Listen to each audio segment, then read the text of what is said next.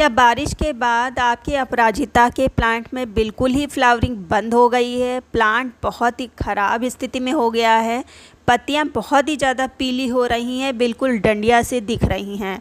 तो अगर ऐसी प्रॉब्लम है तो मैं जो काम करने जा रही हूँ वो आप भी कर सकते हैं।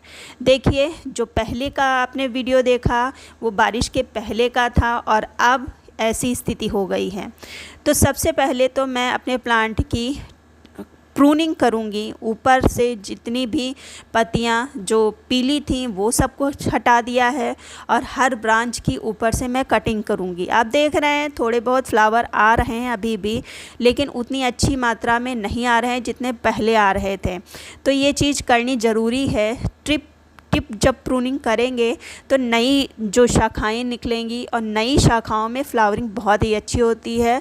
प्लांट भी देखने में अच्छा लगता है। इस समय देखिए प्लांट देखने में नहीं अच्छा लग रहा है, तो ये काम आप कर सकते हैं, ये ज़रूरी काम है।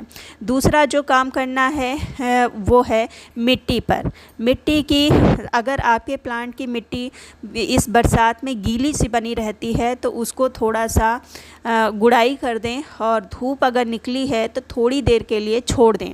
अगर धूप नहीं है तो एक दिन के लिए छोड़ दें। अगर धूप, जैसे आज मेरी तरफ बहुत ही तेज़ धूप निकली है, तो मैं कम से कम 1-1.5 घंटे के लिए इसको छोड़ रही हूँ। धूप लगना मिट्टी में बहुत ही ज़्यादा ज़रूरी है, क्योंकि लगातार बारिश के कारण मिट्टी में तरह तरह के कीड़े पड़ जाते हैं जो स्नेल टाइप के होते हैं। वो बहुत ही ज़्यादा हार्मफुल होते हैं प्लांट के लिए। वो इस मौसम में बहुत ही ज़्यादा मिट्टी में लग जाते हैं। तो मिट्टी में धूप लगना ज़रूरी है, इसलिए इसकी गुड़ाई करके छोड़ दीजिए। मैंने लगभग 2 घंटे के लिए छोड़ा। अब अगर हाल ही में आपने कंपोस्ट नहीं डाला है तो कंपोस्ट भी डाल दीजिए। बरसात के मौसम में कंपोस्ट डालना ज़रूरी हो जाता है, क्योंकि लगातार बारिश के कारण मिट्टी में कोई झस नहीं बसता, कोई न्यूट्रिएंट नहीं बसता। इसलिए महीने में कम से कम एक बार आप कंपोस्ट ज़रूर डालिए।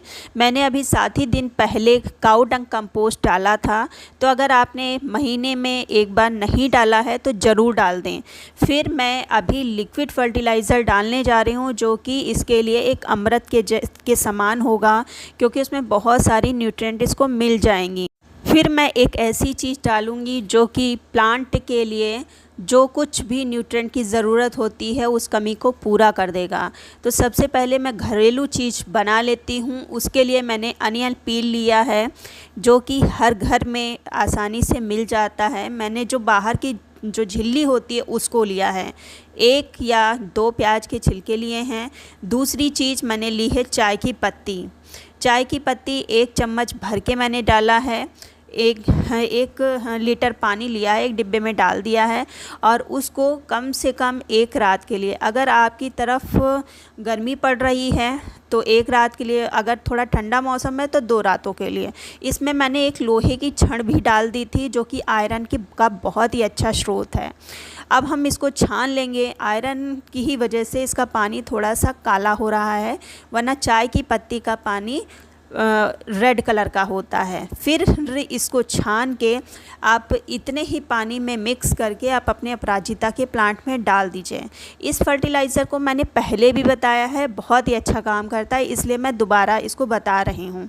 बहुत ही अच्छा रिज़ल्ट देता है। अगर पत्तियाँ पीली हो रही हैं, पत्तियों का कलर कुछ उड़ा उड़ा टाइप का लगता है, तो काफ़ी इफ़ेक्ट डालेगा ये फर्टिलाइज़र। 7-7 दिन पे ये डाल सकते हैं। अपराजिता की रौनक ही बदल जाएगी इस घरेलू फर्टिलाइज़र से। अब अगर आप इतना झंझट नहीं करना चाहते तो आप सिर्फ 5 दाने डालिए और प्लांट की ग्रोथ ज़बरदस्त होगी। क्योंकि हार्ड प्रूनिंग इस मौसम में मैंने किया है, तो हार्ड प्रूनिंग के बाद कुछ हैवी फीड इसको चाहिए, जिससे कि एनर्जी ये अंदर से गेन कर सके, क्योंकि लगातार बारिश में अब इसकी मिट्टी में कुछ बचा नहीं है। तो उसके लिए हम लेते हैं एक केमिकल फर्टिलाइज़र, जिसको कहते हैं डीएपी। डीएपी मतलब डाई अमोनिया फास्फेट। इसमें कैल्शियम के अलावा, कैल्शियम तो नहीं है इसमें, पोटेशियम है, फास्फोरस है और नाइट्रोजन है। तीनों ही की बहुत ही अच्छी मात्रा है। कैल्शियम मैंने पहले इस प्लांट में डाला था, इसलिए मैं अभी नहीं डाल रही हूँ। तो तीनों की अच्छी मात्रा होने के कारण प्लांट पर ग्रोथ बहुत ही अच्छी होती है। और ये डीएपी आपको कहीं भी नर्सरी शॉप पे मिल जाएगी। प्लांट जहाँ से लाते हैं वहाँ पर 40-50 रुपये के हिसाब से ये मिल जाएगी, बहुत ही सस्ती मिलती है। तो इसको आप ला सकते हैं। आप बरसात में इसको ज़रूर यूज़ करिए, क्योंकि बरसात के कारण प्लांट पे सारे न्यूट्रिएंट उड़ जाते हैं। अगर आप बहुत ही फास्ट रिज़ल्ट चाहते हैं तो इसको पानी में मिक्स करके भी डाल सकते हैं। पानी में कैसे मिक्स करना, आधा लीटर मैंने पानी लिया है और आधी चम्मच लगभग 2 ग्राम के करीब मैंने डीएपी ली है, क्योंकि मेरा अपराजिता का प्लांटर कुछ बड़ा है, 14 इंच के पॉट में लगा है, कम से कम 2-2.5 साल पुराना प्लांट है।